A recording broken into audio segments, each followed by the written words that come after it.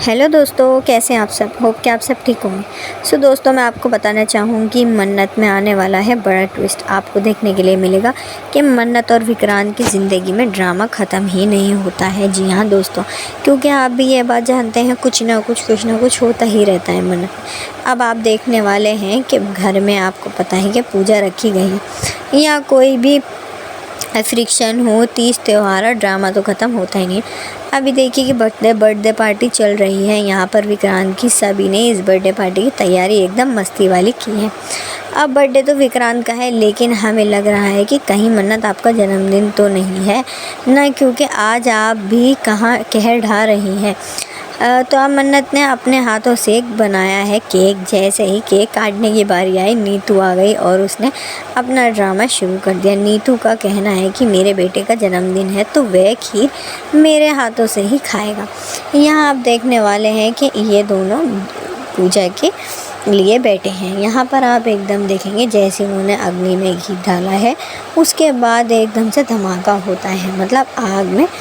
तो पंडित जी कहने लगते हैं कि ये तो बहुत बड़ा शगुन है और ये सब ठीक नहीं है। जो भी हुआ है, आपका रिश्ता शुरू होने से पहले ही इतनी बाधाएं हो रही हैं, ये सब क्या हो रहा है, तुम्हारा रिश्ता सफल नहीं रह पाएगा। जी हाँ दोस्तों, मन्नत ये सुनकर बहुत ज़्यादा परेशान हो जाती।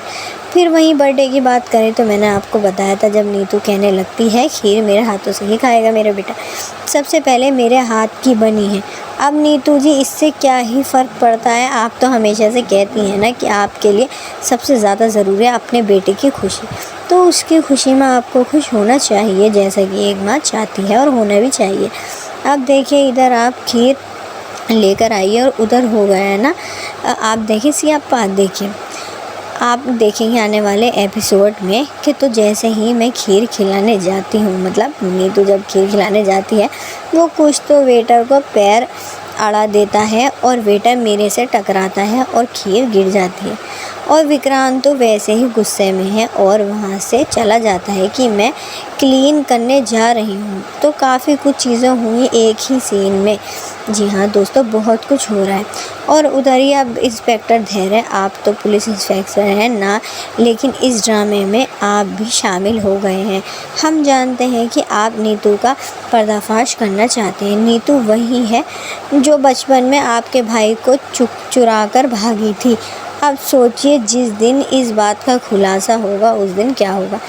तभी तो केवल विक्रांत अपनी माँ से नाराज़ है। जब वह सच सामने आएगा तब वह नफ़रत करेगा। मन्नत की कैसे हो सकती है, मन्नत कैसे ही आ सकती है मेरी ज़िंदगी में एकदम से। मन्नत तो बेचारी कोशिश ही कर रही है कि विक्रांत मुझसे जो हम लोगों की लड़ाई हुई है वो सॉल्व हो जाए, हम लोग वापस से पहले जैसे माँ बेटे बन जाएं। लेकिन विक्रांत नाखुश है, मुझसे गुस्सा है थोड़ा सा, और मन्नत चाह रही है कि हम लोगों का पैचअप हो जाए। और हमें लगता है कि बहुत जल्द मन्नत को इस सच के बारे में पता चल जाएगा। मन्नत में आपको मैं बताना चाहूँगी कि आने वाला ट्विस्ट कैसे दिलचस्प होने वाला है, कि मन्नत जो कैसे विक्रांत की पुरानी फ़ोटो ढूंढने की कोशिश कर रही थी कई दिन से, जैसे कि आप लोग जानते हैं। जो नीतू है वो फिर से यहाँ पे सामने आई है और सामने आने की वजह से वह ऑलरेडी हमेशा ही डरी रहती है। जो मन्नत है उसने वहाँ पे सरप्राइज़ प्लान किया था विक्रांत के लिए। विक्रांत ने केक वगैरह काटा, लेकिन जो शहरे हैं उसने अब वहाँ पे एक जो वॉइस मैसेज है वो विक्रांत को भेजा था इंस्पेक्टर धैर्य ने। और उसके बाद विक्रांत ने अपना होश यहाँ पर पूरी तरह से खो दिया था। अब विक्रांत का ऐसा पास्ट जो उसके सामने आया, जो उसके माइंड से जुड़ा है, जो उसे होपलेस कर देता है और पैनिक अटैक आ जाता है। मन्नत ने उसे वहाँ पे बचाया भी और उसके बाद उसे संभालने की बहुत कोशिश करी। अब यहाँ से देखना पड़ता है कि राज है क्या, आखिर मन्नत जान पाएगी कि एक्चुअल में हुआ क्या है।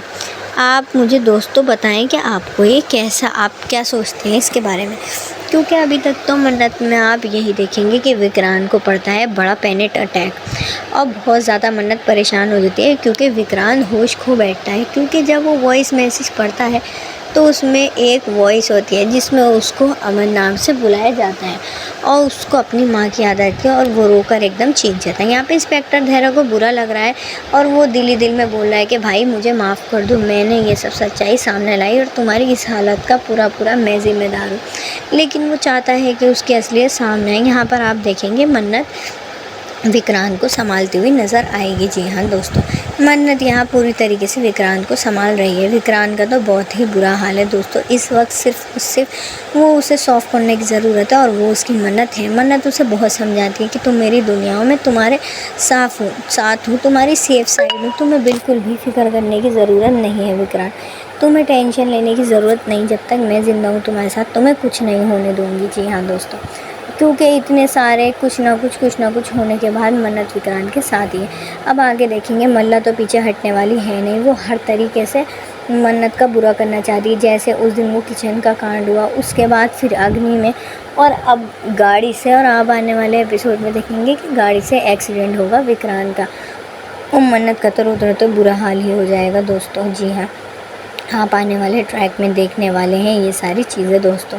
सो जब तक के लिए मैं आपको बताना चाहती हूँ कि विक्रांत को सब कुछ याद आएगा, कैसे कार एक्सीडेंट हुआ था और कैसे उसको अपनी माँ की याद आ रही है, सब कुछ उसकी मेमोरी उसे ब्लिंक कर रही है। तो वो इसी को सोचते हुए बहुत ज़्यादा रोएगा और उसको पैनिक अटैक आएगा बहुत ज़्यादा ख़तरनाक, जबकि मन्नत उसके साथ ही होगी और वो मन्नत को भी पीछे झटका दे देगा और उसका माइंड एकदम से डिस्टर्ब हो जाएगा दोस्तों।